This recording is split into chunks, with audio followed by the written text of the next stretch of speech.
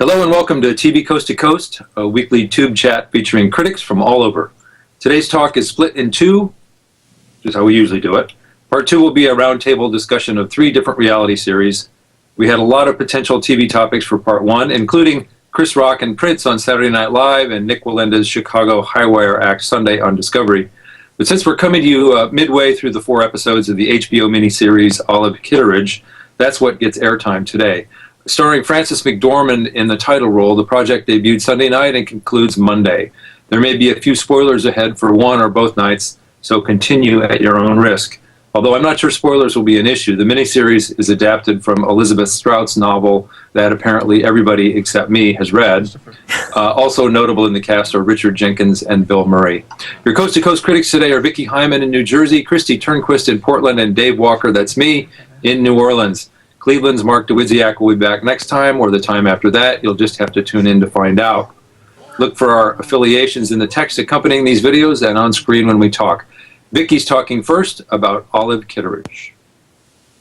Right after this chat, I have an appointment with a mental health professional because even before I got to the end of the 4 hours of this miniseries, before I got the full picture of why Olive-Kitteridge is the way she is, that she's so unsparing and emotionally ruthless because she feels so vulnerable. She was kind of my hero. I really liked her, and she is pretty unlikable in this show.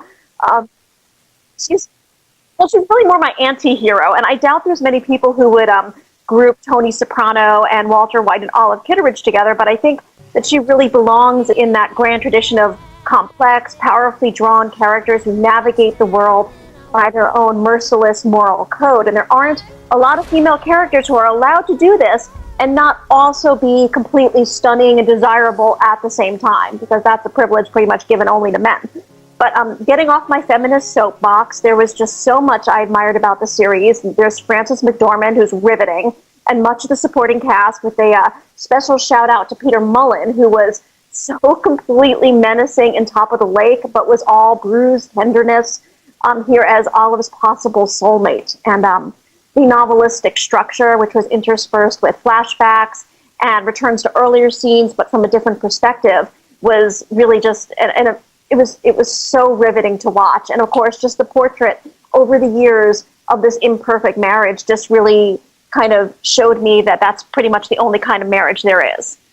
Christy, what did you think?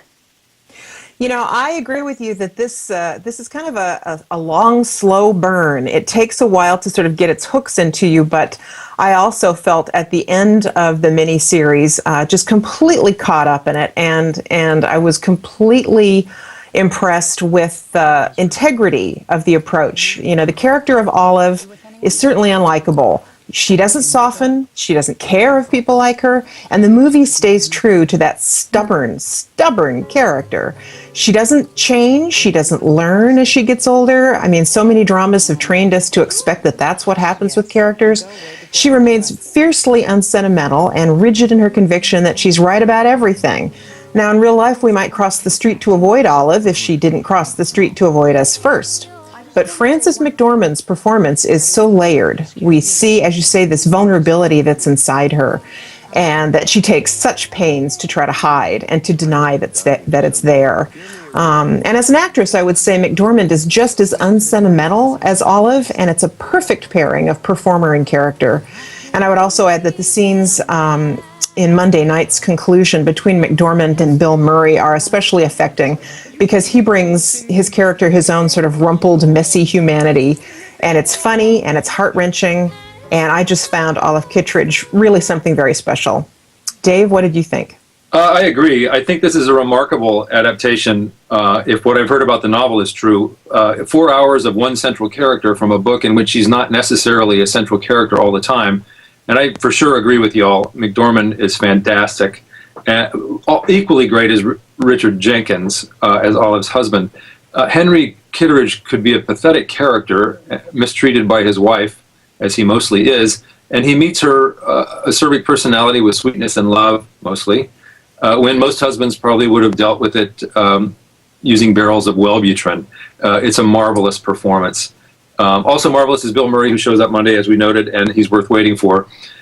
Olive-Kitteridge spooked me at first. It opens so deliberately and patiently, and It was shot in a color scale that seemed to range through 3 or 4 shades of gray. Even loading a photo gallery for my preview bummed me out, and that's usually an activity that floods my brain with pleasure chemicals. I'm so glad I stuck it out, though. Olive-Kitteridge is great stuff. So that's it for part 1 of TV Coast to Coast. Check out part 2, in which we divide and conquer the current seasons of Top Chef, Real Housewives of New Jersey, and introduce Fix My Choir. See you then.